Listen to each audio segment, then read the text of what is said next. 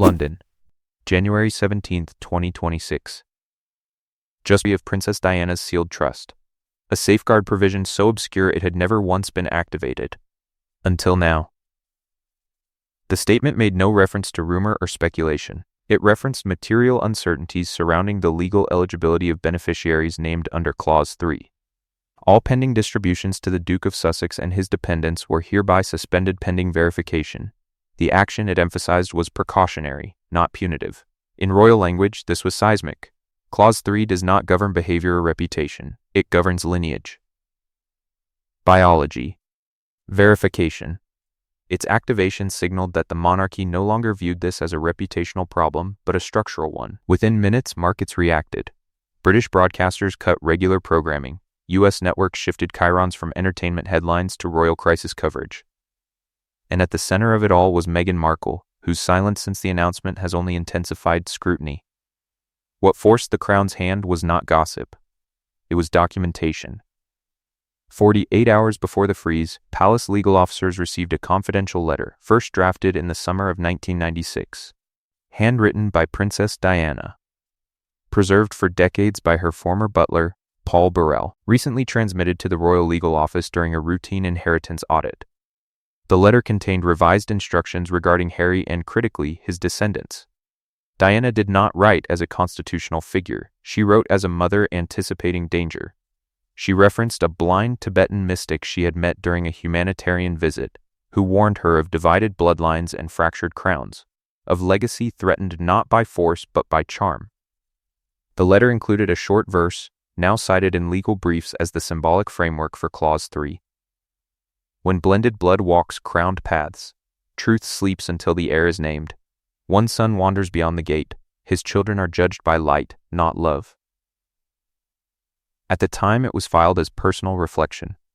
Today, it reads like instruction. Royal archivists confirm Clause 3 explicitly limits inheritance access to verified biological descendants of Diana's sons. It was designed, aides say, to prevent external manipulation of legacy during moments of emotional vulnerability. This was not the first time the palace reviewed identity concerns within the Sussex household. In 2022, under Queen Elizabeth II, internal medical verification was quietly considered after both Sussex children were born outside traditional royal protocol. No third-party confirmations were filed. The Queen chose discretion. That discretion has now expired.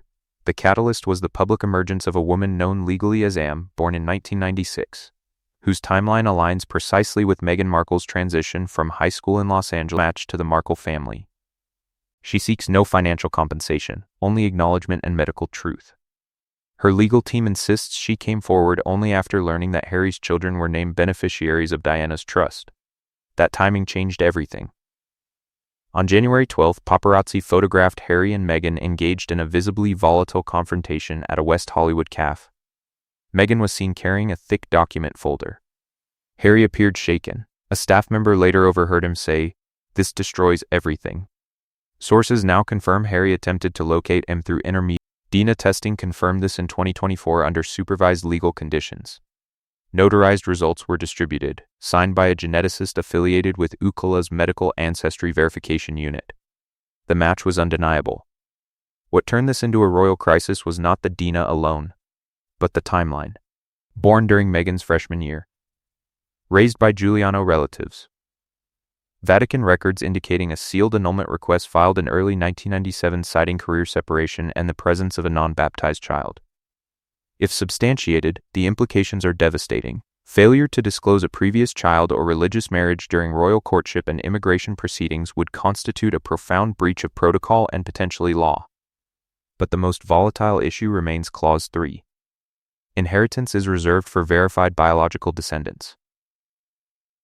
Guardianship clarity is mandatory. If Harry's children are found not to meet eligibility criteria, or if prior maternal concealment is proven, the Sussex line could be fully disqualified from Diana's legacy. Fuel was added to the fire with the leak of grainy calf surveillance footage recorded January 12. Meghan, clutching a black folder labeled Highgrove Access. Harry visibly distressed. "You lied to me before we were married," Harry allegedly said. "This isn't about us." Symbolism. When asked about truth and legacy, she replied simply, "Dignity is the language that outlives opinion." By ties. Projects stalled. Publishers withdrew. Brand partners hesitated. Silence replaced endorsements. Inside Montecito, staff reductions intensified. Deliveries ceased. Security scaled back. A list visitors stopped coming. Meghan remained silent. Prince Harry did not. On the morning of January 18th, he left the estate with a duffel bag, legal documents, and a leather-bound copy of his mother's will. His destination, a secluded cottage near Big Sur, owned by a former military colleague. Then Paul Burrell walked through the gates of Buckingham Palace. Inside a velvet pouch he carried Diana's final handwritten letter dated May 1997.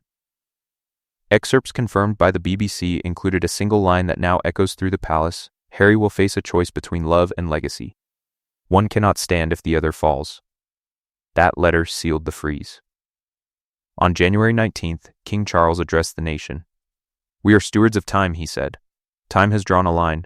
No inheritance without verification. No restoration without clarity. No confusion allowed to linger inside the crown." As palace lights dimmed, a single quote circulated internally, attributed to Princess Catherine. The fairy tale ended quietly. The monarchy remained. That's a wrap on today's video. Thanks for watching. We'll see you in the next video. If you're new here, subscribe for your daily dose of royal family news. And don't forget to comment to let us know how you find this video.